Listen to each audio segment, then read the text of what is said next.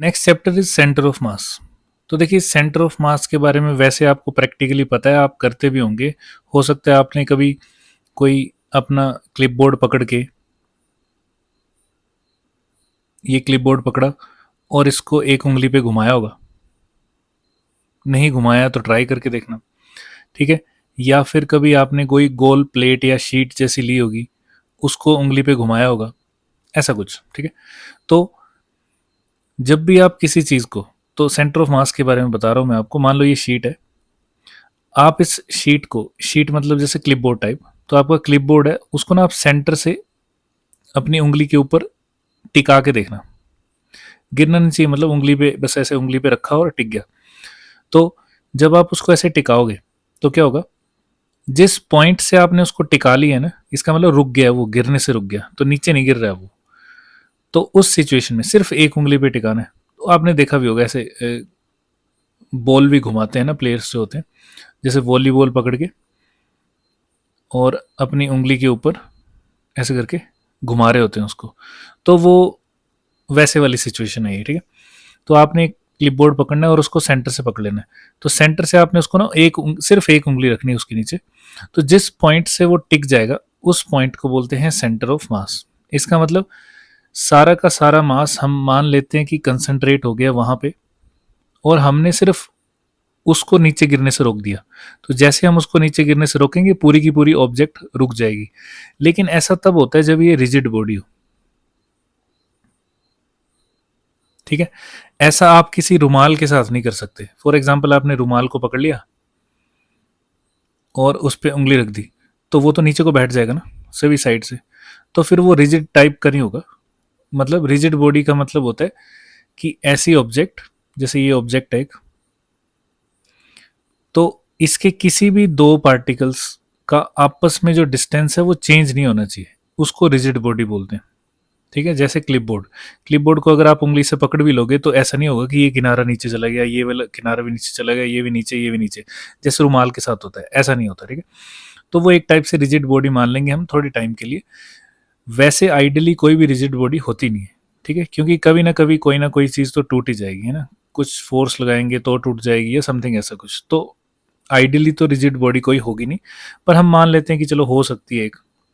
तो ऐसी rigid body, तो देखो अभी तक आप क्या कर रहे थे, अभी तक आप जितने भी क्वेश्चन कर रहे थे उसमें क्या कर रहे थे, उसमें लिख रहे थे कि एक ब्लॉक है, उसको फोर्स लगाई और वो स्लाइड हो गया और डिस्प्लेस होके यहाँ पहुँच गया, और फलानी फलानी डिस्प्लेसमेंट होगी इसमें, और वर्क डन हो गया, ओके। या फिर इतनी वेलोसिटी से चला था और यहाँ पहुँच के इसकी वेलोसिटी जो है वो थोड़ी कम होगी, 3 मीटर पर सेकेंड होगी। तो बताओ एक्सलरेशन क्या होगी या समथिंग, सब कुछ, है ना। तो ऐसा कुछ फाइंड किया आपने, काइनेमेटिक्स में भी देखा, लॉज ऑफ मोशन में भी देखा, फिर उसके बाद वर्क पावर एनर्जी में भी देखा। तो जितने भी आपने अभी तक चैप्टर किए थे, इस चैप्टर को पढ़ने से पहले की बात कर रहा हूँ, सिस्टम ऑफ पार्टिकल से पहले पहले, उसमें आपने जितने भी ऑब्जेक्ट लिए थे ना, बेशक वो ब्लॉक लिया हो, स्फेयर लिया हो, जो मर्जी, और फ्रिक्शनलेस सरफेस को मान के चल रहे हैं हम, ठीक है। फ्रिक्शन के साथ की बात नहीं करें। जब जब फ्रिक्शन आया होगा, आपने देखा होगा पिछले चैप्टर में कहीं पे भी स्फेयर नहीं बनाया आपने, ठीक है। क्यों? क्योंकि जब स्फेयर बनाओगे, फ्रिक्शन आएगा तो ये ना रोल होके जाएगा नीचे, ठीक है। तो जब रोल होके जाएगा तो वो तो रोलिंग मोशन बन गया, ठीक है। या फिर अभी तक आपने जितना भी माना है, आपने पिछले चैप्टर में जो जो भी आपने क्वेश्चन किए, उन सब में आपने सिर्फ स्लाइडिंग ही करवाई है, रोलिंग किसी में नहीं करवाई है, ठीक है। तो आप चाहो तो पीछे क्वेश्चन जाके देख सकते हो, सब में स्लाइड ही हो रहा होगा। अगर कहीं गलती से भी स्फेयर बना है तो उसको भी रोलिंग मत समझ लेना, वो भी स्लाइड होके आ रहा है, चाहे फ्रिक्शन हो या ना हो, ठीक है। अगर फ्रिक्शन दी है कोई वैल्यू, तब भी वो स्लाइड हो रहा है, नहीं दी है तब भी वो स्लाइड ही हो रहा है। लगे पता। अभी तक हमने रोलिंग पढ़ा ही नहीं है। रोलिंग नहीं पढ़ा है तो हम ऐसा मान के चल रहे हैं कि जो भी ऑब्जेक्ट है, जैसे मान लो ये स्फेयर है, तो हम ये मान के चलेंगे अगर स्फेयर इस तरफ को मूव कर रहा है वी वेलोसिटी से, तो उसके सारे पार्टिकल वी वेलोसिटी से मूव कर रहे हैं। सब जितने भी दिख रहे हैं आपको इसमें मटेरियल में पार्टिकल, वो सब वी वेलोसिटी से मूव करेंगे। तो ऐसे मोशन को बोलते हैं ट्रांसलेशन मोशन, मतलब इन वन डायमेंशन। ठीक है इतना। तो जितने भी क्वेश्चन आपने पिछले चैप्टर्स में किए हैं उन सब में आप इन सभी ऑब्जेक्ट को पहली बात रिजिड मान रहे थे, या फिर आप ऐसे बोल लो कि आप ना इसको पॉइंट ऑब्जेक्ट मान रहे थे, बस इतना सा। क्योंकि अब ये हर बार दिखता नहीं है, इसलिए हम उसको बॉक्स बना देते हैं कि अच्छा बॉक्स था एक मास एम का, उसको रस्सी से बांध दिया और पुली से लटका दिया, और बताओ कि उसमें फलानी चीज क्या होगी, जैसे टेंशन क्या होगी रस्सी में, या फिर मोशन कितना होगा, पार्टिकल की एक्सलरेशन क्या होगी, तो वो। तो अभी तक आप जितने भी क्वेश्चन किए हैं आपने उन बॉक्स को पॉइंट मास की तरफ एक्ट करवाया है, मतलब उनके सारे बॉडी का जो मास है आपने मान लिया कि एक पॉइंट पे था। अब जैसे जैसे मान लो आप क्वेश्चन करते हो, तो क्वेश्चन में आपने क्या किया था, आपने आपको याद होगा आपने ऐसे बनाया, फिर उसके बाद आपने इसको ऐसे बनाया, आपने बोला कि भाई इसकी डिस्प्लेसमेंट हुई है कुछ, तो डिस्प्लेसमेंट की बारे में फिर आपने डायग्राम बनाई होगी, तो आपने देखा होगा कि अगर आपने स्टार्टिंग यहां से की है तो आप एंडिंग भी यही कर रहे हो उस डिस्टेंस की, ठीक है। अगर आपने स्टार्टिंग यहां से की है तो आप एंडिंग भी यहां कर रहे हो। तो ऐसा क्यों कर रहे हो, ताकि आप एक पॉइंट को नोट कर सको, देखो इस पॉइंट को नोट किया और इस पॉइंट को नोट किया, बस काम खत्म। ओके, तो आपने सारे क्वेश्चन सिवाय ट्रेन और बस क्रॉसिंग के बाकी जितने भी क्वेश्चन आपने किए होंगे उन सभी में आपने इन सबको पॉइंट ऑब्जेक्ट की तरह बिहेव करवाया है। लेकिन अब इस चैप्टर में हम इसको पॉइंट ऑब्जेक्ट्स की तरह बिहेव नहीं करेंगे, हम सारे के सारे पार्टिकल को अलग अलग मान के कुछ फॉर्मूलाज लगाएंगे जो सबके लिए लग जाएंगे, ठीक है। पर अगर फिर भी नहीं लगते हैं तो हम क्या करते हैं, रिजिड बॉडी को सेंटर ऑफ मास से रिप्लेस कर देते हैं कि अच्छा ये ऑब्जेक्ट पूरी की पूरी 10 मिलीग्राम की थी, ओके, तो इसको हटाओ, इसकी जगह एक पॉइंट लगा दो जो 10 मिलीग्राम का होगा, ताकि इतनी बड़ी ऑब्जेक्ट से कोई काम ना हो, हमें पता लग जाए कि इसका ट्रांसलेशन मोशन इस तरफ हो रहा है। अच्छा ठीक है, तो ये 15 मीटर पर सेकंड से मूव कर रही है, तो ये पूरी की पूरी बॉडी जो है वो 15 मीटर पर सेकंड से मूव होगी, इसका सारे पार्टिकल जितने भी पार्टिकल हैं सब 15 मीटर पर सेकंड से मूव होंगे, ठीक है। तो इसको रिजिड बॉडी बोलते हैं। तो रिजिड बॉडी जो है वो अब आप इसको अलग अलग पार्टिकल्स मान के सॉल्व करोगे, हर एक पार्टिकल को, मतलब जितने भी पार्टिकल उस बॉडी में होंगे। पहले आपने क्या किया था, आपने उस पूरे को एक पॉइंट पार्टिकल माना था ताकि आप पूरी की पूरी ऑब्जेक्ट को डायरेक्ट मूव करवा सको, क्योंकि रोटेशन मोशन में हमें क्या करना पड़ेगा, देखो रोटेशन मोशन में क्या होता है, जैसे ये ऑब्जेक्ट है, इसको अगर आप इस पॉइंट के अबाउट ऐसे घुमा रहे हो, ये चलो घुमाना वाला पार्ट आपको बाद में आ जाएगा, तो देखो ये वाला किनारा हमेशा यहीं रहना चाहिए सेंटर के पास, ये वाला किनारा इतनी दूरी पे होगा, ठीक है, ये वाला किनारा इतनी दूरी पे होगा। तो रोटेशन मोशन में क्या होता है, जो पार्टिकल जिस एक्सिस के नज़दीक होता है वो हमेशा उसी के नज़दीक रहेगा। इसका मतलब जब ये डायग्राम यहाँ बनाई जाएगी तो ये वाला किनारा उठ के यहाँ आ जाएगा, ये वाला किनारा उठ के यहाँ चल जाएगा, ये वाला इस तरफ आ जाएगा, ये वाला पीछे चल जाएगा, ऐसा कुछ, ठीक है। वो हम आगे देखेंगे, अभी उसकी ज़रूरत नहीं है। तो हमने फिर वापस आ जाते हैं सेंटर ऑफ मास पे। तो सेंटर ऑफ मास का बेसिकली मतलब क्या था कि ऐसी ऑब्जेक्ट, जो भी ऑब्जेक्ट हम लेंगे उसमें ऐसा पॉइंट जहां हम मान रहे हैं कि पूरी बॉडी का मास कंसंट्रेटेड हो रहा है, कंसंट्रेट हो रहा है, मतलब ठीक है, मतलब ऐसा हम मान रहे हैं, वैसे है नहीं वो। क्यों नहीं है, क्योंकि अगर मैं इस पोर्शन को काट दूं, यहां से काट के अलग कर दूं, तो इसका अपना खुद का मास है, ठीक है। लेकिन हम ये मान के चल रहे हैं कि अच्छा जब ये जुड़ी हुई है तो इसका सेंटर ऑफ मास पे सारा का सारा मास कंसंट्रेटेड होगा। इवन हम इसको ना रिप्लेस भी कर देते हैं, हम बोल देते हैं कि अच्छा ठीक है इतनी बड़ी ऑब्जेक्ट है, इसको हटाओ, हटा दो इसको, और इसका पूरा का पूरा मास बस यहां बना दो m, बस इतना सा काम, तो वो आपको आगे पता चल जाएगा, ठीक है। तो देखो, तो सेंटर ऑफ मास क्या था, ऐसा पॉइंट जहां हम सपोज करते हैं कि पूरे की पूरी बॉडी का मास कंसंट्रेटेड है, ठीक है, उसको सेंटर ऑफ मास बोलते हैं। देखो जितनी भी आपके पास सिमेट्रिक ऑब्जेक्ट्स होती है ना, सिमेट्रिक मतलब कि जो शेप में एक जैसी दिखाई दे किसी भी साइड से, जैसे रिंग है ना, रिंग को अगर आप ऐसे घुमा के थोड़ा सा 90 डिग्री पे घुमा भी दोगे तो भी ऐसा ही दिखेगा। तो ये, तो आप इसका रिंग का टॉप व्यू देख रहे हो, ये देखो डिस्क, ठीक है, ये डिस्क मतलब इसको आप मान के चलो जैसे कैरम बोर्ड का स्ट्राइकर होता है ना वो, ठीक है। फिर ये इसका टॉप व्यू आ गया, या फिर मान लो कि ये स्फेयर है, ओके, तो स्फेयर मतलब जैसे बॉल होती है या कंचा हो गया उस टाइप का, ठीक है। तो वो सब तरफ से एक जैसा ही लगता है, सिवाय कि उस पर कोई डिजाइनिंग ना बनी हो। तो सेंटर ऑफ मास अगला आ गया, सॉलिड स्फेयर का, सॉलिड हो या होलो हो, उनका सेंटर पे रहेगा, ठीक है। अच्छा, अब ये बिल्कुल भी ज़रूरी नहीं कि सेंटर ऑफ मास बॉडी के अंदर ही हो, तो बॉडी के आउटसाइड भी हो सकता है और इनसाइड भी हो सकती है, और बॉडी के ऊपर भी हो सकता है, ठीक है, नीचे भी हो सकता, मतलब ऊपर नीचे तो क्या बोल सकते हैं, 3D ऑब्जेक्ट में बोल सकते हो आप। जैसे मान लो कौन, तो खाली कौन है तो उसका सेंटर ऑफ मास उसके अंदर ही कहीं होगा, अंदर मतलब हवा में होगा। जैसे ये रिंग दिख रहा है आपको, रिंग में मास कहाँ है, सिर्फ किनारे पे पड़ा है, तो इसका सेंटर ऑफ मास कहाँ होगा, यहाँ पे। तो ऐसे चलती चीज़ें, ठीक है। आगे देखो, क्यूब का सेंटर ऑफ मास क्यूब के सेंटर पे, मतलब बिल्कुल बॉडी सेंटर पे। फिर उसके बाद यहाँ पे सिचुएशन बनाई हुई है एक, इसको हम बाद में देखते हैं, उससे पहले देखो इक्विलेटरल ट्रायंगल।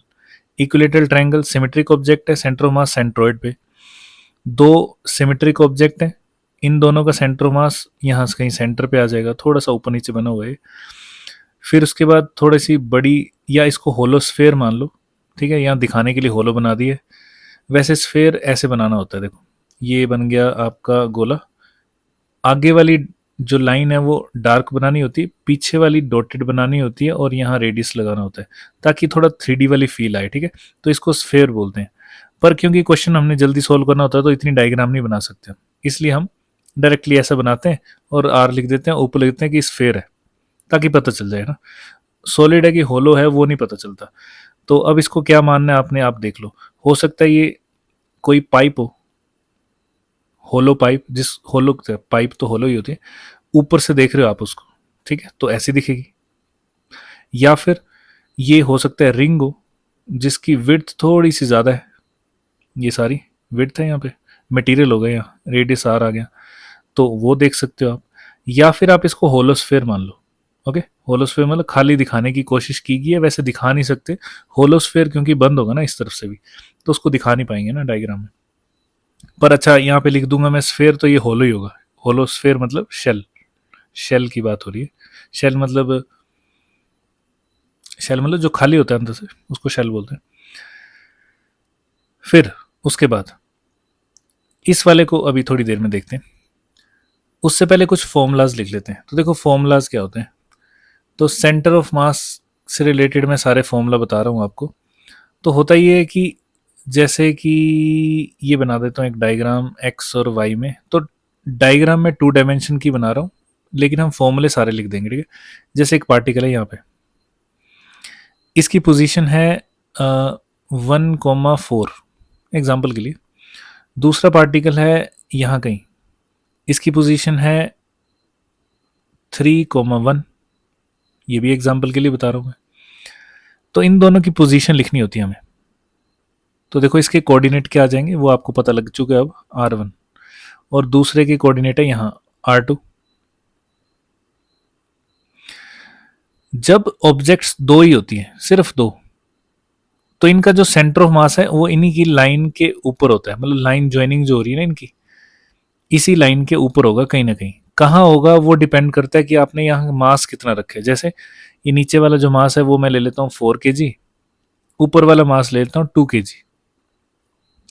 तो वैसे तो सेंटर ऑफ मास सेंटर पे ही होता है, लेकिन वो होता है किसका, जब ऑब्जेक्ट्स दोनों का मास सेम हो। तो अभी कौन भारी है, नीचे वाली, तो सेंटर ऑफ मास उसकी तरफ होगा, यहाँ कहीं आ जाएगा, ठीक है। कितना इस तरफ होगा वो हम आगे फॉर्मूले में देख लेते हैं, लेकिन मैं फॉर्मूले बता देता हूँ। अब देखो करना क्या होता है, करना ये होता है कि आपको लिखना होता है m1, ध्यान से देखना, ये मेथड है सॉल्व करने का। m1 लिख दिया आपने 2 kg, तो उसके ना कोऑर्डिनेट लिखने हैं आपको, कोऑर्डिनेट लिखने हैं वेक्टर फॉर्म में। तो देखो आपको वैसे तो सब कुछ पता है, मैं बस आपको बता रहा हूँ कि ऐसे लिखते हैं ना, तो क्योंकि मेथड है तो है, अब इसको लिखना ही पड़ेगा। तो R1 जो है, मेथड मतलब हमारे सॉल्व करने के लिए वो, ठीक है, आप डायरेक्ट कर सकते हो तो बड़ी अच्छी बात है। तो R1 जो वेक्टर है उसके कोऑर्डिनेट क्या होंगे, देखो इसके कोऑर्डिनेट क्या दिख रहे हैं आपको, 1 और 4 दिख रहे हैं, तो इसको लिखना पड़ेगा I cap plus 4J cap, इतने मीटर्स, ठीक है। नेक्स्ट सेकंड मास, देखो सेकंड मास है 4 kg का, इसके भी कोऑर्डिनेट लिख देते हैं हम। R2 इज इक्वल टू कितने आ जाएंगे, 3I cap plus 1J cap, मतलब J कैप। तो ये आगे कोऑर्डिनेट, तो इसका मतलब सभी के सभी जो भी मास लिखे होंगे उसको और आपको एक्स वाई जेड में यहाँ पे लिखना होता है एक्स आई कैप प्लस वाई जे कैप, मतलब कोऑर्डिनेट लिखने हैं। तो कोऑर्डिनेट में लिख देता हूँ एक्स वाई और जेड। इसका मतलब जब पार्टिकल दो डायमेंशन की वैल्यूज के साथ आ रहा है, ठीक है, जैसे एक्स के साथ भी आ रहा है और वाई के साथ भी आ रहा है ना, तो एक्स एक्सिस पे भी एक सेंटर ऑफ मास की वैल्यू होगी और वाई में आ रहा है तो वाई पे भी होगी, समझ गए। ऐसे ही जेड पे आएगा तो जेड में भी होगी। तो आपके पास जो फॉर्मूला होता है वो बड़ा आसान सा होता है। देखो मैं यहाँ लिख देता हूँ कि एक्स का सेंटर ऑफ मास अलग से निकालना, तो उसका फॉर्मूला अलग से लिखना पड़ेगा आपको, क्योंकि ये जो पोजीशन है ना वो है एक्स वाई, जो है वो पोजीशन है या कोऑर्डिनेट है फ्रॉम ओरिजिन, इसलिए वेक्टर फॉर्म में आ जाएगा आपके पास। तो फॉर्मूला बड़ा आसान सा होता है, आपने पहले सेक्शन फॉर्मूला पढ़ा होगा 10th क्लास में, वही है एम, उसकी तरह ही है, मतलब m1 x1 plus m2 x2, क्योंकि मैंने टू ही लिए हैं तो मैं टू ही लेता हूँ। ऐसे आप जितने मर्जी लिख सकते हो आगे ना, जैसे चलो एक और लिख देता हूँ m3 x3, ऐसे ही आपने ऐड करते जाना है। तो क्योंकि ये पोजीशंस हैं तो मैं पोजीशंस को ऐसे लिख देता हूँ कि अच्छा एरो लगा दिए। वेक्टर नहीं भी लगाओगे तो भी काम चल जाएगा, क्योंकि ये सिंगल ही तो लिखा है आपने ना एक्स, तो आप नहीं भी लगाओगे तब भी काम चल जाएगा। ये वन डायमेंशन में है, तो वन डायमेंशन में आपको डायरेक्शन बताने की क्या ही ज़रूरत है, और वैसे भी ये आपके लिए अपने लिए। उसके बाद आ जाएगा m1 plus m2 plus m3, ये आ गया फॉर्मूला। अगर आपको डिस्क्रीट फॉर्मेट में लिखना है फॉर्मूला, ठीक है, डिस्क्रीट का मतलब होता है जैसे एक पार्टिकल यहाँ पड़ा है, फिर यहाँ पड़ा है, फिर यहाँ पड़ा है, फिर यहाँ पड़ा है, फिर यहाँ पड़ा है, और एक होता है कॉन्टिन्यूस। कॉन्टिन्यूस का मतलब होता है जैसे एक रोड, रोड में यहाँ मास होगा, यहाँ भी मास होगा, यहाँ भी मास मास मास मास मास, ये सब होगा, छोटा छोटा मास होगा, जितना मर्जी छोटा पीस कर लो उसका कुछ ना कुछ मास जरूर होगा, ठीक है। लेकिन इसमें ऐसा नहीं है, एक m1 यहाँ पड़ा है, एक m2 यहाँ पड़ा है, बड़ी दूर दूर है। तो ऐसे सिस्टम को बोलते हैं डिस्क्रीट सिस्टम, जिसकी वैल्यू कहीं कहीं होती है। डिस्क्रीट उसी को बोलते हैं ना, डिस्क्रीट इन नेचर मतलब, तो कहीं कहीं वैल्यूज पड़ी हुई हैं उसमें। लेकिन जो आपके पास कॉन्टिन्यूस बॉडीज होती हैं, कॉन्टिन्यूस मतलब जिसमें हर जगह मास हो, जितना मर्जी छोटा पीस कर लो कोई ना कोई एटम जरूर मिल जाएगा, मतलब वैसे वाले सिस्टम, ठीक है। जैसे रोड होगी, पेन हो गया, ये समथिंग ऐसे कुछ जो भी चीज़ें आपके आसपास दिख रही हैं वो सब कंटिन्यूस टाइप की होंगी। तो उन डिस्क्रीट सिस्टम के लिए फॉर्मूला जो होता है, जो डिस्क्रीट है उसके लिए अलग है, कॉन्टिन्यूस के लिए इंटीग्रेशन का फॉर्मूला होता है, ठीक है। तो मैं अभी हटा देता हूँ इसको।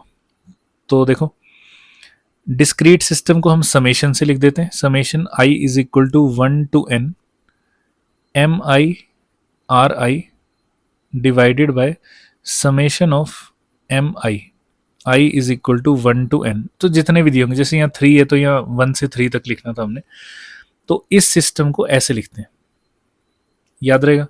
ये अलग चीज है और जो मैं अभी लिखूंगा आगे वो अलग चीज होगी। अब कंटिन्यूस के लिए भी लिख देता हूं एक फॉर्मूला।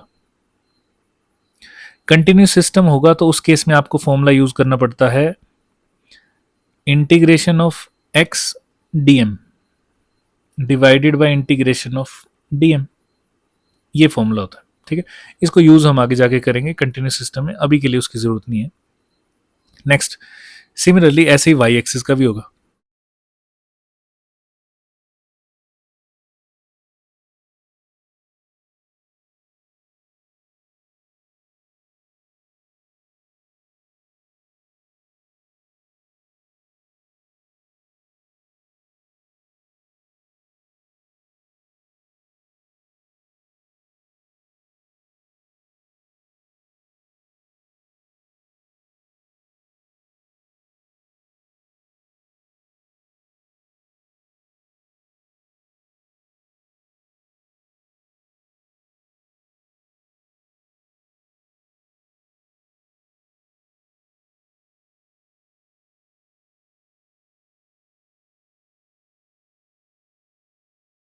तो ये आगे फॉर्मूले आपके, ठीक है।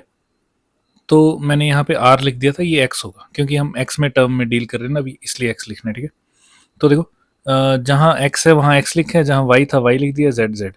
यहाँ पे भी एक्स वाई जेड, क्योंकि डिस्टेंस में वही चीज़ आ रही है अभी। उसके बाद अगर आपने इनको कंबाइन करके लिखना है तो आप आर की फॉर्म में भी लिख सकते हो। देखो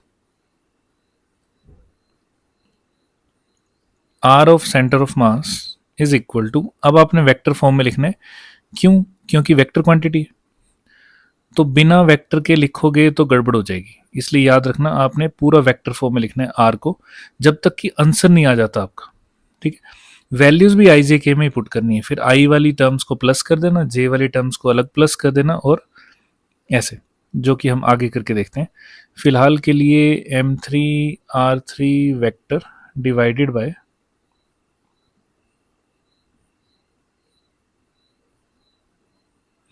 ये बन गया आपके पास फॉर्मूला।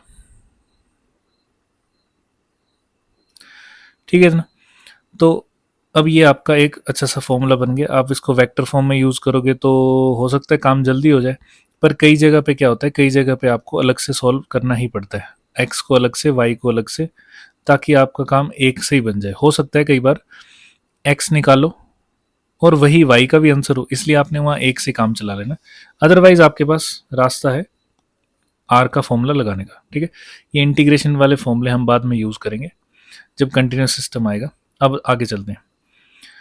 अब देखो जो नेक्स्ट है, कुछ कंसेप्ट्स हैं जो आपको याद रखने हैं, जैसे कि फर्स्ट से शुरू करते हैं।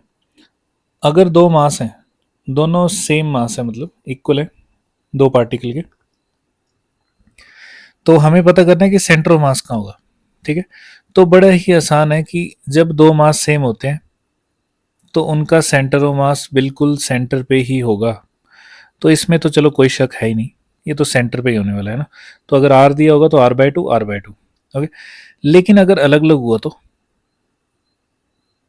मास अलग अलग होंगे तो क्या होगा, तो फिर सेंटर ऑफ मास पे, सॉरी सेंटर पे सेंटर ऑफ मास नहीं होगा, फिर इन दोनों का सेंटर ऑफ मास जो होगा वो भारी वाली ऑब्जेक्ट की तरफ होगा। तो देखो ये सेंटर था, तो इससे भारी वाली ऑब्जेक्ट थोड़ा इस तरफ, कितना होगा वो आपको सॉल्व करने पे पता चलेगा। अगला देखो, अगले में जो लाइन ज्वाइनिंग हो रही है, अच्छा दो पार्टिकल हैं तो लाइन ज्वाइनिंग पे ही होगा, याद रखना। For two particle centre of mass lies between between on the line joining. Okay, means between the particles. तो अब ये सेंटर है, अब 10 m जो है वो इससे बहुत ज़्यादा है, तो इसका मतलब सेंटर ऑफ मास और ज़्यादा करीब होगा किसके, भारी वाले मास के। तो उम्मीद आप इस चीज़ को समझ गए। ठीक है, ओके। तो कंसेप्ट मैं बता देता हूँ पहले, फिर हम इस वाले पार्ट पे आते हैं वापस। तो देखो,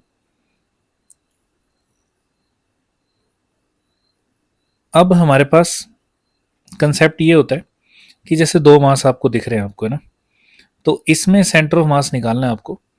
तो हमें नहीं पता कौन सा मास बड़ा है कौन सा छोटा है, आपको एक चीज़ याद रखनी है, वो है ये देखो फॉर्मूला, ये है R1, ये है R2। तो मैं दो मेथड बता रहा हूँ आपको, एक फॉर्मूले वाला है और एक बिना फॉर्मूले वाला। तो एक है रेशो मेथड।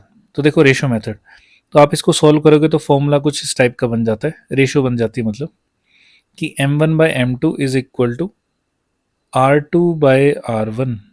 मीन्स क्या, ये वाला डिस्टेंस किस पे डिपेंड करता है कि ये कितना भारी या हल्का है। ओके, ये वाला डिस्टेंस किस पे डिपेंड करता है कि ये कितना भारी या फिर हल्का है। आप डिस्टेंस देख के बता सकते हो, क्योंकि डिस्टेंस उसी पे डिपेंड कर रहा है ना। तो देखो ये छोटा डिस्टेंस है, इसका मतलब ये भारी है। तो इस केस में हमने जो डायग्राम बना दिया है उसके हिसाब से M1 भारी है और M2 छोटा है, मतलब हल्का है। ठीक है, तो ये तो हमें पता लगी गया है। अब इस फॉर्मूले का यूज़, इस सिचुएशन का यूज़ भी करके देख लेते हैं। तो यूज़ कैसे करना होता है वो मैं इधर बता देता हूँ आपको। तो देखो यहाँ कैसे करना है, दोनों के बीच का डिस्टेंस है 15 मीटर, दिख रहा है आपको। तो आपको क्या करना है, आपको रेशो निकालनी है। ध्यान से देखना, बहुत ही आसान और बड़ा अच्छा सा है, क्योंकि रेशो मेथड और जगह भी यूज़ करेंगे, जैसे इलेक्ट्रिसिटी में रेजिस्टेंस के क्वेश्चन सॉल्व करने होंगे, वोल्टेज निकालने होगी, करंट निकालना होगा, वहाँ भी हम रेशो मेथड यूज़ करेंगे। तो रेशो यहाँ मास की लेनी है, तो मास की रेशो क्या है यहाँ पे, यहाँ है 2:3। अच्छी बात यह है कि ये है, इसको किसके इक्वल करना था, ये देखो यहाँ पे M1 के सामने लिखना है R2, तो R2/R1। अब आपने ध्यान से देखना है कि क्या करना है, आपको करना है यहाँ लिखना है R1:R2। R1:R2 कितनी होगी, क्या वो 3:2 होगी, यस बिल्कुल होगी 3:2। इसका मतलब इस पार्ट में डिवाइड हो रहा है कौन डिवाइड हो रहा है, बीच का डिस्टेंस, तो कौन डिवाइड होगा, 15। तो 15 के आपने 3:2 के हिसाब से पार्ट करने, मीन्स कितने पार्ट करने, 5 पार्ट्स। इसकी जगह अगर होगा 1:3, इसका मतलब 4 पार्ट्स, ठीक है। तो याद रखना, इसको रेशियो मेथड के लिए हम यूज कर रहे हैं। तो 5 पार्ट करने, किसके 5 पार्ट करने, 15 मीटर के 5 पार्ट करने। तो 15/5 कर दो, कितना आएगा, 3 मीटर, ठीक है। अब देखो क्या होगा, 5 पार्ट किए, ये तो छोटा है, तो हम लिख सकते हैं 3 3 3 3 और 3 लिख दे। लेकिन ये हम सबके साथ नहीं कर सकते ना, तो अभी तो चलो आपने लिख दी है, तो मैं यहाँ लिख देता हूँ। ये है आपके पास 3 पार्ट, रेशो 2 पार्ट, दिख रहे हैं आपको। तो जितनी रेशो आपने यहाँ लिखी है ना, उतने पार्ट अलग अलग कर दो, सिंपल, बात खत्म। यहाँ आएगा 3 3 3 9 आ जाएगा, 9 मीटर, और ये आ गया 6 मीटर। और 9 और 6 कितने होते हैं, 15। ये तो हो गए पार्ट। तो मीन्स 9 और 6 is in the ratio of 3:2। तो उम्मीद आप समझ गए। और अब ये वाली 9m कौन है, ये 9m है R1, और ये है R2। तो इसका मतलब ये हुआ R1 कौन होगा, जिसको आपने M1 के साथ लिखा है। तो M1 किसको माना है, 2 kg को। तो ये मैं पहले लिख देता यहाँ पे तो ठीक रहता, M1 ये था, M2 ये था, ठीक है। हमें पता है कि भारी चीज कौन सी है, 3 kg वाली। तो इसका मतलब सेंटर ऑफ मास इस लाइन के ऊपर तो होगा, लेकिन कहाँ होगा, सेंटर पे नहीं होगा। कहाँ होगा, भारी वाली ऑब्जेक्ट की तरफ। कितना डिस्टेंस होगा ये, वो हमने अभी अभी निकाल लिया है। इसको बोलेंगे R1 क्योंकि ये M1 के पास लिखा है, इसको बोलेंगे R2 क्योंकि ये M2 के पास लिखा है, ठीक है। तो बस हो गया, हमारे पास हमारा काम तो हो गया, हमने निकाल लिया 9 मीटर। तो मैं लिख देता हूँ यहाँ पे 9 मीटर, तो यहाँ से 9 मीटर, और इस तरफ से 6 मीटर। आंसर देखो कितना आसान से आ गया, ठीक है। एक और फॉर्मूला है, वो भी बता देता हूं मैं। तो फॉर्मूला है कि जो R1 होगा वो किस पे डिपेंड कर रहा है, M1 पे डिपेंड कर रहा है ना, नहीं सॉरी M2 पे डिपेंड कर रहा है। तो यहाँ लिखना है M2 upon M1 plus M2, और ये आ जाएगा R। ऐसे ही R2, R2 डिपेंड कर रहा है M1 पे, तो M1 R, R मतलब टोटल डिस्टेंस है ना between, divided by M1 plus M2। तो देख लेते हैं क्या ये सच में सही बैठ भी रहा है कि नहीं हमारा फॉर्मूला। तो वैल्यू पुट कर लेते हैं। M2 कितना है, देखो 3 है, टोटल R कितना है, 15 है, डिवाइडेड बाय नीचे कितना आएगा, कितना था मास, 2 और 3 है ना, 5 5। तो देख लो 5 3 ज़ा 15, 3 3 ज़ा 9 मीटर, आंसर आ गया। इसका मतलब ये फॉर्मूला सही है हमारा, तो इसको याद रखना है। ऐसा फॉर्मूला हम वोल्टेज डिवाइडिंग रूल में यूज़ करेंगे आगे जाके, तो वो फॉर्मूला मैंने यहाँ पे लगा दिया आपके लिए, तो लिख लो इसको। ऐसे ही R2 भी निकाल के देख लेते हैं। M1 है 2 kg, और R का डिस्टेंस मतलब R मतलब बिटवीन डिस्टेंस है 15, M1 प्लस M2 हमें पता है 5 है, तो 5 3 ज़ा 15, 3 2 ज़ा 6 मीटर।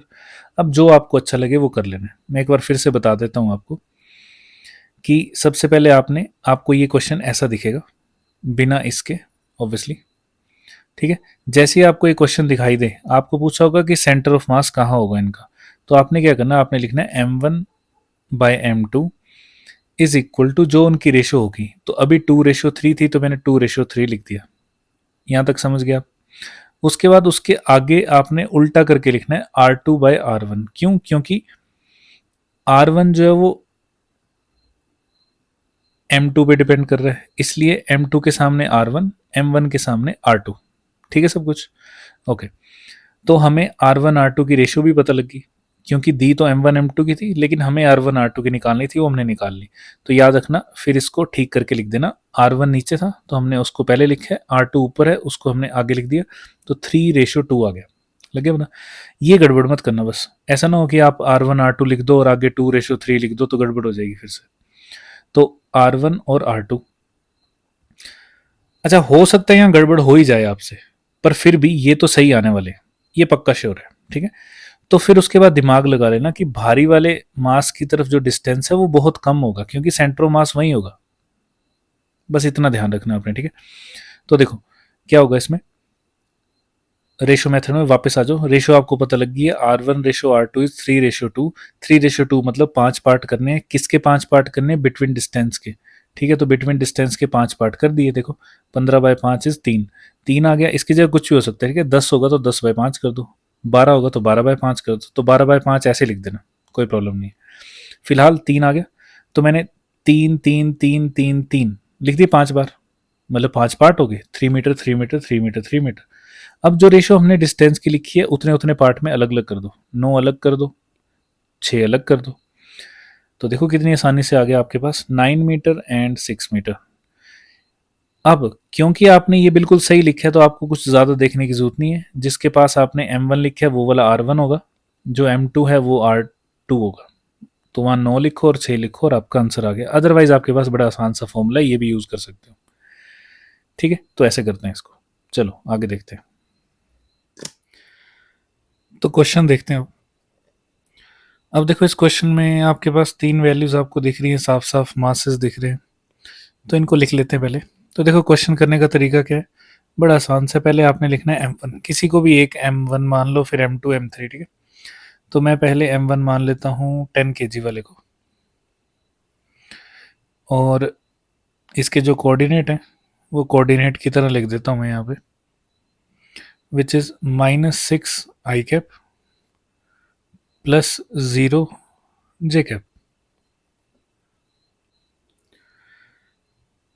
M2 5 kg, अब ये M3 भी 5 kg है वैसे तो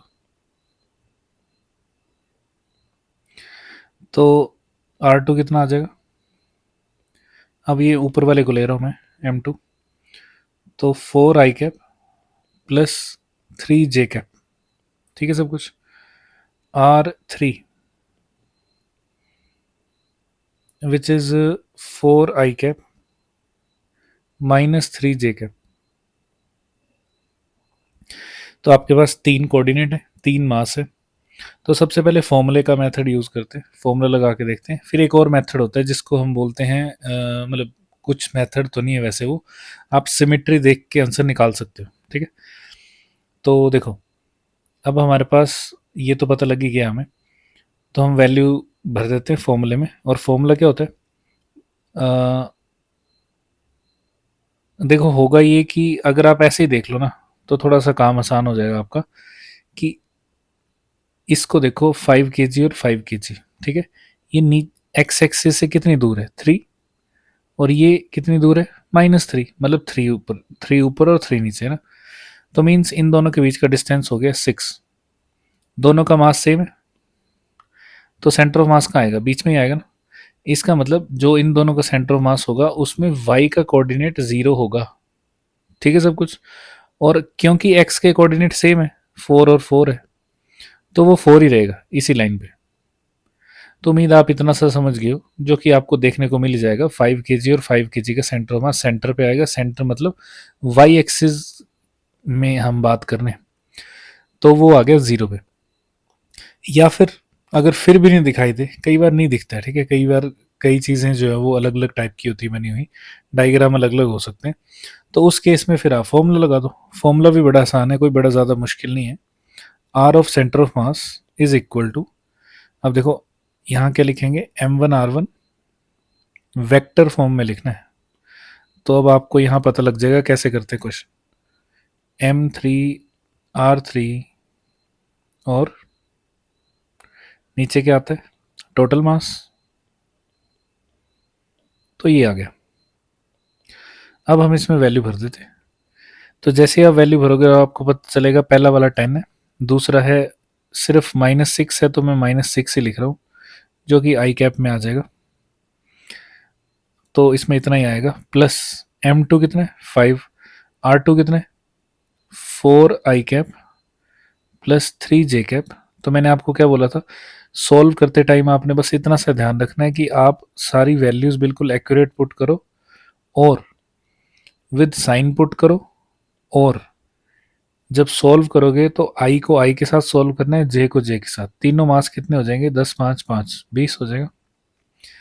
तो ये बन गया आपके पास। बस इसको ओपन कर लेते हैं हम, और हमारे पास कुछ वैल्यू आ जाएगी फिर।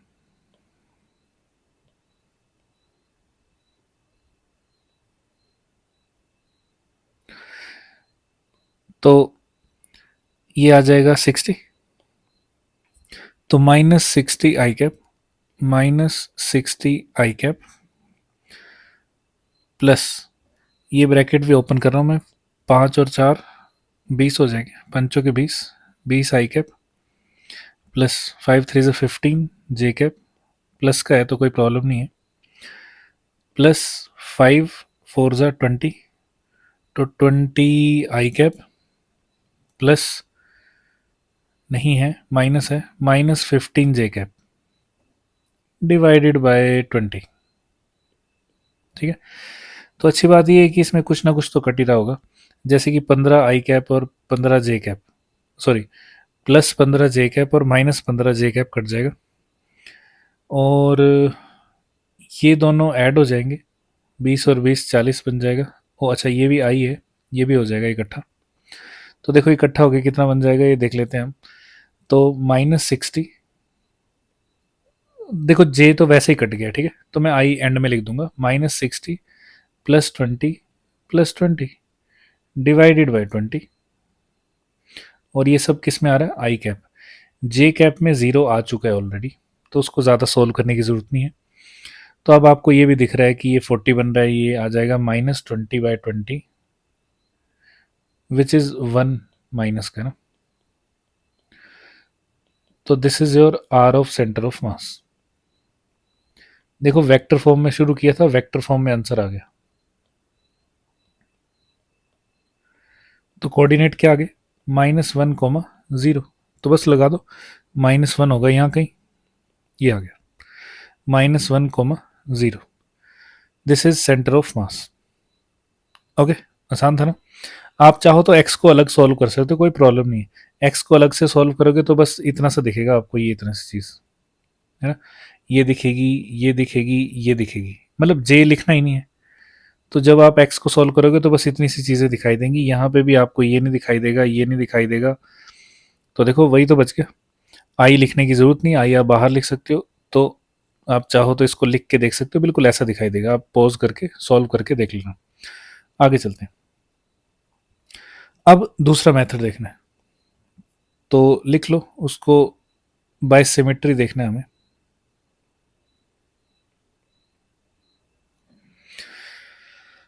तो ऐसे कोई मेथड का नाम नहीं है स्पेशल, बस ऐसे ही मैंने बोल दिया सिमेट्री है तो सिमेट्री है, ठीक है।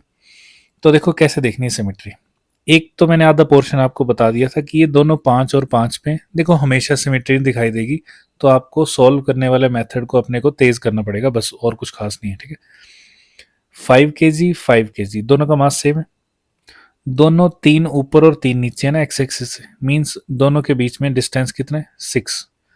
तो देखो एक्स के कोऑर्डिनेट तो सेम ही है, दोनों 4 पे ही है, तो एक्स एक्सिस में सेंटर ऑफ मास इनका वो भी 4 पे ही आएगा, और वाई एक्सिस में 3 और 3 ऊपर नीचे है, तो उसका सेंटर क्या होगा, 0 ही होगा।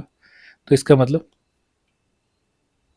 अब आप इन दोनों को हटा सकते हो यहाँ से, और इन दोनों का सेंटर ऑफ मास कहाँ आ जाएगा, लाइन ज्वाइनिंग के सेंटर पे, जो कि बीच वाली लाइन है, ठीक है। तो ये बन गया आपके पास 4, 0 पे। अच्छी बात ये होती है कि जब आप मास हटा के सेंटर ऑफ मास को रिप्रेजेंट करते हो, तो ये सारा का सारा मास वहां इकट्ठा हो जाएगा। तो 5 और 5 कितना है, 10 kg। अब ये क्वेश्चन पता है क्या बन गया, ये देखो, ये है 10 kg लेफ्ट वाला जो है, जो कि कहाँ पड़ा है, -6, 0 पे, और एक आ गया आपके पास और 10 kg,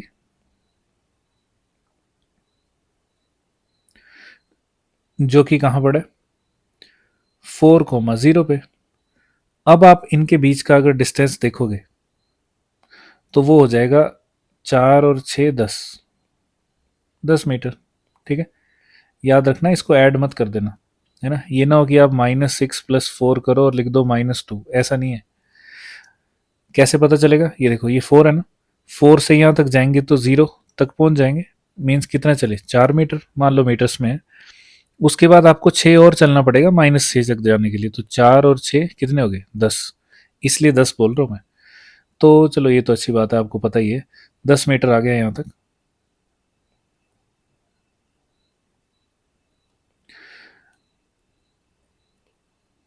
एक्चुअली इस क्वेश्चन में और भी बड़ी अच्छी बात है क्या, ये फिर से 10-10 बन गया, देखो 10 और 10, फिर से मास बराबर आ गया। तो इनका सेंटर ऑफ मास का आना चाहिए बिल्कुल सेंटर पे, तो ऑब्वियसली बिल्कुल सेंटर पे ही आएगा। तो बिल्कुल सेंटर मतलब 5 और 5 मीटर ऐसे ही बोल रहे हो। तो अगर आप इस डायग्राम में देखोगे तो 4 तो ओरिजिन पे आ रहा है और एक और आगे चल रहा है, तो मतलब -1, 0 आंसर। बस इतना सा काम करना है। तो मीन्स ये इसके कोऑर्डिनेट आ गए -1, 0। अगर सिमेट्री दिख रही है तो बड़ी अच्छी बात है, नहीं दिख रही है तो पिछला फॉर्मूला तो है ही आपके पास, ठीक है, तो ऐसे कर सकते हैं। नेक्स्ट देखो, अब इस क्वेश्चन में लिखा हुआ है ऐसे कुछ बनाया है, पर उससे पहले एक कंसेप्ट बता दूं। मैंने आपको बताया था कि अगर सिमेट्रिक ऑब्जेक्ट होगी या सिमेट्रिक पॉइंट होगा या पॉइंट सिमेट्रिक पे पड़े होंगे, जैसे कॉर्नर्स पे पड़े और उन सब का मास सेम है, तो सेंटर ऑफ मास कहाँ होगा, सेंटर पे। ऐसे ही ट्रायंगल होगा तो सेंट्रॉइड पे, इक्विलेटरल ट्रायंगल ही दिया होता है ज़्यादातर। तो वो हम आगे देखते हैं फिलहाल के लिए। अब इसको भी दो तरीके से करके देखेंगे, सिमेट्री और वैल्यूज। वैल्यूज तो हमें पता है कैसे करना है, तो उसके लिए 1 को 1 ले लेता हूँ मैं, 2 को 2, 3 को 3, 4 को 4, ठीक है। इनकी जो साइड है वो है साइड क्या ले, साइड ले लेते हैं हम एल लेंथ यहाँ। वैसे ओरिजिन है तो चलो वैल्यूज ही ले लेता हूँ मैं। तो जो इसकी साइड है वो ले लेते हैं 2 मीटर। आप इसकी जगह कुछ भी ले सकते हो, तो 2 मीटर ले सकते हैं हम। तो अगर ये साइडें 2 मीटर है और ये स्क्वायर है, तो ऑब्वियसली फिर इसके कोऑर्डिनेट देखने तो आपको आते ही हैं। यहाँ से इस तरफ जाओगे तो 2 ही आएगा, तो ये आ जाएगा कोऑर्डिनेट 2, 0। फिर उसके बाद ये 3 kg वाला कहाँ आ जाएगा, 2, 2 पे। और ये फोर्थ वाला मतलब 4 kg वाला कहाँ आ जाएगा, 0, 2 पे। बस इतना सा काम है। देखो कोऑर्डिनेट मिल गए, मास मिल गए, आपका आंसर आ जाएगा। तो लिख देते हैं। अब आपको पता है क्या लिखना है, m1 लिखना है आपने 1 kg, उसके कोऑर्डिनेट हैं 0, 0। बड़ी ही अच्छी बात है क्योंकि थोड़ा काम आसान हो जाएगा आपका। 0 आएगा तो मतलब वो वाली कैलकुलेशन नहीं होगी, सिंपल, ठीक है। ऐसे ही मैं m2 लिख देता हूँ, m2 इज़ 2 kg। फिर m3 is 3 kg, m4 is 4 kg। और 2 kg वाले के कोऑर्डिनेट हैं 2, 0। 3 kg वाले के हैं 2, 2। और 4 kg के हैं 0, 2। क्योंकि स्क्वायर की साइड्स में, इसलिए ऐसा हो रहा है। तो फॉर्मूला फिर से वही होगा जो हमको पता ही है पहले से। तो R of centre of mass is equal to m1r1 m2r2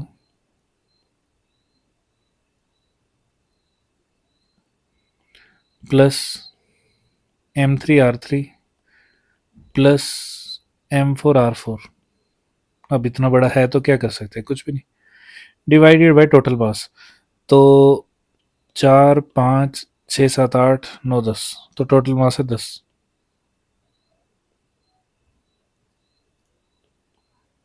ठीक है, इतना वैल्यू पुट कर दो। अब वैल्यू पुट करने के लिए हमें शायद थोड़ी सी ज़्यादा जगह की ज़रूरत पड़ेगी, पर चलो कोशिश करते हैं। 1 × 0 आई कैप प्लस 0 जे कैप, वैसे इसको लिखने की ज़रूरत नहीं थी। प्लस m2 कितना है, 2 है। 2 के कोऑर्डिनेट भी ऐसे ही है कुछ, 2 आई कैप और 0। फिर उसके बाद 3 के, इसके 2, 2 थे, तो 2 आई कैप प्लस 2 जे कैप। देखो बड़ा आसान सा, कुछ बड़ा ज़्यादा कॉम्प्लिकेटेड है नहीं इसमें। 0 आई कैप प्लस 2 जे कैप, ठीक है। डिवाइडेड बाय तो आपको पता है 10 ही आने वाला है, तो वो 10 आ जाएगा। अब मैं डायरेक्टली सॉल्व करके लिख रहा हूँ। देखो 1 × 0 और 1 × 0 ये हो गया पार्ट पूरा 0। इसको इससे मल्टीप्लाई करोगे तो ये भी हो जाएगा 0। इसको इससे मल्टीप्लाई करोगे तो ये हो जाएगा 0। तो इनको मैं नहीं लिखने वाला, ठीक है। बाकी देखो क्या बच गया, आई कैप यहाँ बच गया, आई और जे यहाँ बच गया, और एक जे यहाँ बच गया, ठीक है। तो मैं अब डायरेक्ट ये लिख रहा हूँ। अब आपको पता चल गया, ये कोई मुश्किल तो है नहीं, तो आप डायरेक्ट लिख सकते हो। तो देखो 2 2 ज़ा 4 हो जाएगा, 4 आई कैप प्लस 3 2 ज़ा 6 आई कैप प्लस 3 2 ज़ा 6 जे कैप प्लस 4 2 ज़ा 8 जे कैप डिवाइडेड बाय, आपको पता है 10 है, इज इक्वल टू, देखो क्या बन रहा है, ये दो ऐड हो जाएंगे 10, तो 10 आई कैप बाय 10, तो मैं ये 10 अलग कर रहा हूँ, ये दोनों जे कैप के, 8 से 14, 14 आई कैप बाय 10। लो आगे, अब इसको क्या लिखना है, आप चाहो तो इसको काट पीट के लिख दो, ये इतना सा कट जाएगा, ये 7 आ जाएगा, ये 5 आ जाएगा, मेरे ख्याल से तो इतना ही कटेगा। तो ये आ गया आपके पास R of centre of mass. तो देखो X axis Y axis direct ही आ गया आपके पास, 1 I cap plus 7/5 J cap, बस ये आ गया आंसर। दूसरा मेथड देखो, और वो था मेथड रेशो वाला, या सिमेट्री देख के ना, रेशो वाला नहीं, सिमेट्री देख। नेक्स्ट देखो, अब इसका मेथड 2 देखना है हमने।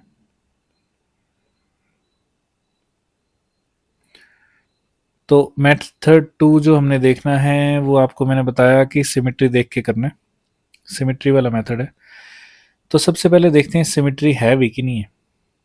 तो अगर आप इन दोनों को देखोगे तो ये है 4 और 1 5, इन दोनों को देखोगे तो ये है 4 और 1 5, तो आप ऐसा मान के चलो कि ये पूरा एक ऑब्जेक्ट है और ये भी पूरा एक ऑब्जेक्ट है और यही पॉइंट ऑब्जेक्ट है, ठीक है।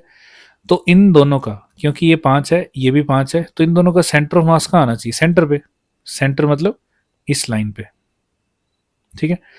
और आपको याद होगा हमने ये 2 मीटर लिया था ना, तो इसका मतलब एक्स एक्सिस में कोऑर्डिनेट कहाँ आ रहा है, इस लाइन पे, कहीं भी होगा इस लाइन पे, लेकिन होगा यहीं पे।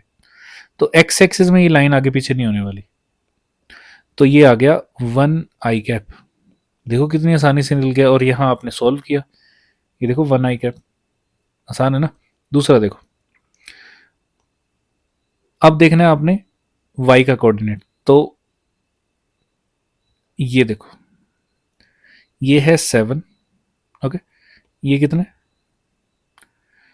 2 और 1 3, ये है 3 और ये है 7। अब आप इसको ये मान के चलो कि यहाँ पे है 7 kg और यहाँ है कितना 3 kg। अब आपको पता नहीं इसको कैसे सोल्व करते हैं, रेशो मेथड लगाएंगे हम यहाँ पे। तो रेशो मेथड लगाते हैं तो क्या होता है, m1/m2 is equal to r2/r1। m1 m2, इसको मैं m1 ले लेता हूँ, इसको मैं m2 ले लेता हूँ, ये रेशो मेथड बता रहा हूँ। देखो ये आप देख रहे हो ना, इसलिए ज़्यादा लेंथी लग रहा है, हो सकता है आपकी प्रैक्टिस हो जाए तो आप इसको ऐसे देख के कर दो, यहीं से देख देख के कर दो, बस जी खत्म, ठीक है। तो आपको पता है कैसे करना है, देखो m1 m2 आ गया, r2 r1 भी आ गया। जैसे आप इसमें वैल्यू भरोगे तो m1 m2 की वैल्यू भरनी है ना, तो m1 ऊपर वाले को माना मैंने, तो 7/3 आ गया। अब आपको पता है क्या लिखना था, r1/r2, r1 कौन है 3, 3/7, ध्यान रखना है इस चीज़ का, ठीक है। पहली बात, आपको इतना तो पता लग गया कि ये भारी है और ये बहुत ही लाइटर मास है, ठीक है।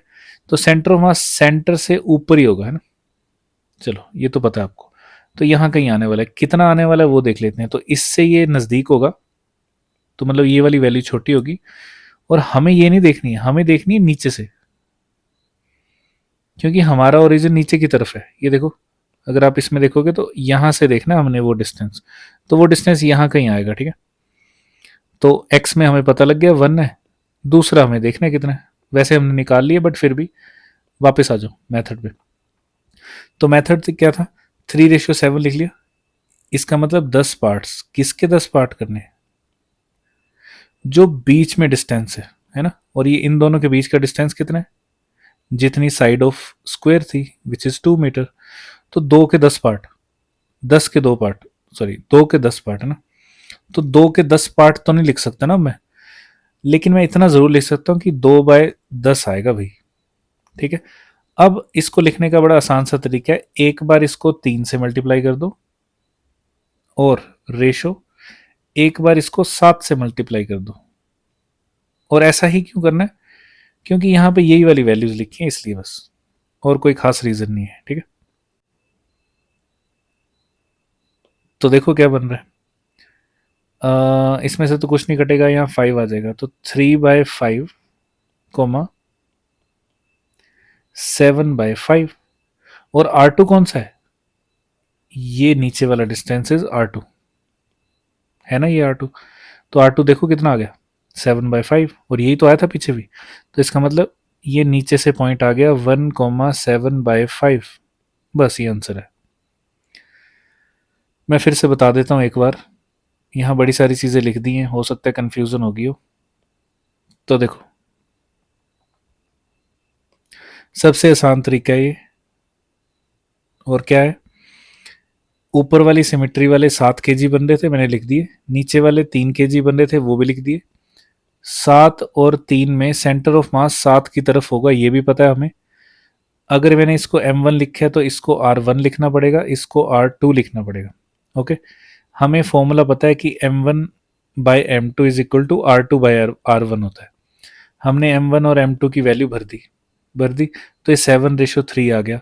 यही रेशो R1/R2 की भी होनी चाहिए, या R2/R1 की भी होनी चाहिए। तो R1 के सामने जो लिखा था वो लिख दिया, R2 के सामने जो लिखा था वो लिख दिया। देखो, R1 के सामने 3 है, फिर 7 है। ठीक है, चलो ये तो पता ही है आपको। तो 7:3 तक पहुंच गए। उसके बाद इनको गिनो, कितने, 10। तो 10 पार्ट करने हैं, किसके 10 पार्ट करने हैं, बिटवीन डिस्टेंस के 10 पार्ट। और हम वैसे तो 10 पार्ट कर सकते हैं ऐसे गिन के भी, फिर उसमें से गिन लेंगे नीचे से कितने आ रहे हैं ना। तो हमने 10 पार्ट कर दिए, और क्योंकि मैं बार बार नहीं लिख सकता था इसलिए मैंने 2/10 लिखा। ये होगी रेशो, मतलब ये वो वैल्यू है जितने पार्ट हुए ना। क्योंकि रेशो 3 और 7 थी, तो मैंने एक बार 3 से मल्टीप्लाई कर दिया, एक बार 7 से मल्टीप्लाई कर दिया। आप चाहो तो इसकी रेशो लेके देख सकते हो, फिर से 3:7 ही आ जाएगा ना। तो बस हो गया।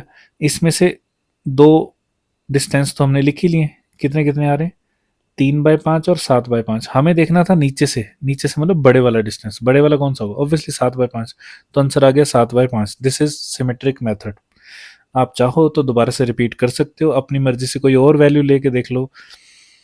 अगर आप इनको डबल कर दोगे तो भी वैल्यू ही रहेगी सेंटर ऑफ मास। ठीक है, जैसे इसको 14 कर दो और इसको 6 कर दो, उसको सॉल्व करके देख लेना, आंसर फिर से 7/5 आ जाएगा। ओके, तो सारे डबल कर देना, सेंटर ऑफ मास वहीं रहेगा। तो आपने क्वेश्चन चेंज कर लेना, 2, 4, 6, 8। नेक्स्ट देखो,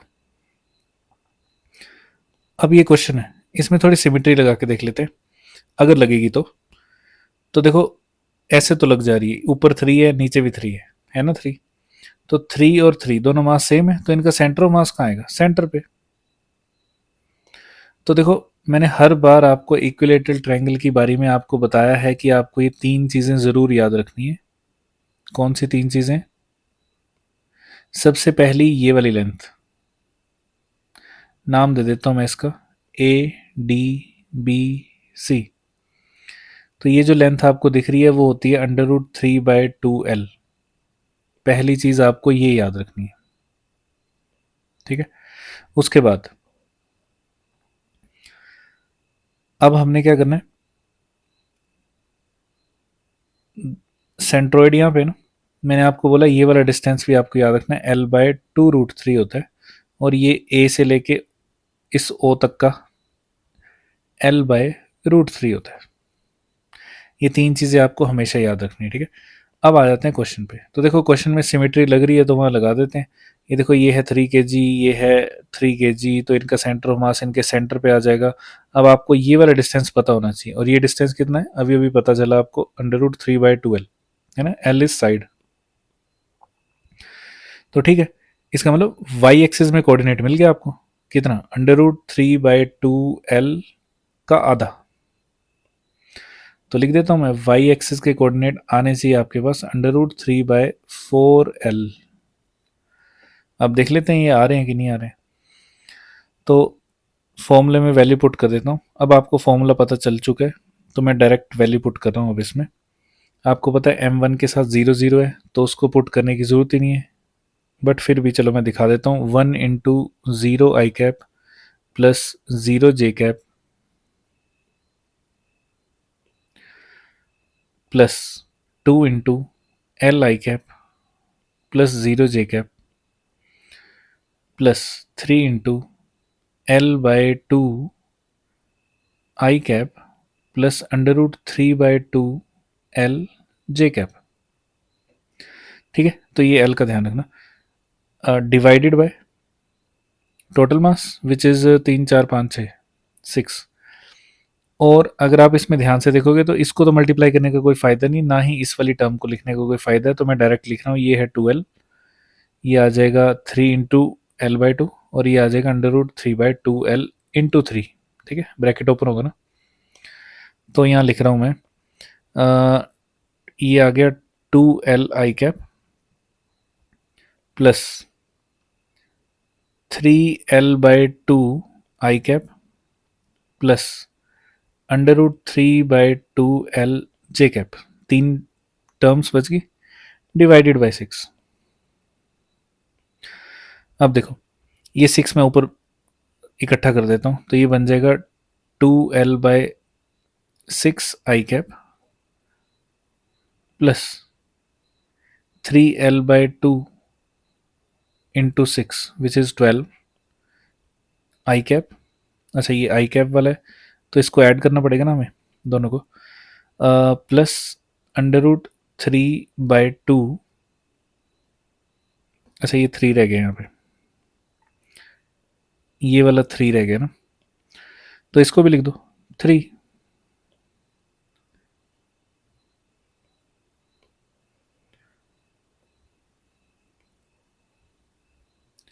3√3/2।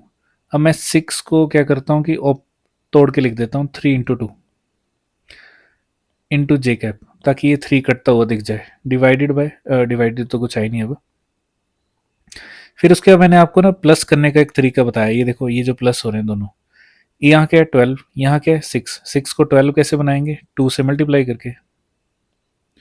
तो इसको भी 2 से मल्टीप्लाई कर दो, इसको भी 2 से मल्टीप्लाई कर दो। याद रखना, ब्रैकेट जरूर लगा लेना, वरना ये 26 बन जाएगा और फिर आप ही गड़बड़ कर दोगे। ओके, तो नीचे तो 12 ही आना है, वो तो पता लग गया। ऊपर क्या आना है, 2 2 = 4, 4 और 3 7, 7l/12 i cap plus √3/4 j cap. तो आपको पता चल चुका है कि y की वैल्यू यही आने वाली है। ठीक है, तो ये एलसीएम का तरीका अगर आपको नहीं आता है तो प्लीज़ जाके एलसीएम वाली वीडियोस देखें मैथमेटिकल टूल में, ताकि आप आसानी से क्वेश्चन सॉल्व कर सको, थोड़े फास्ट सॉल्व कर सको। सारी वीडियोस देख लेना मैथमेटिकल टूल। ठीक है, आपको ऐसे आनी चाहिए, ऐसे चुटकी बजाते ही।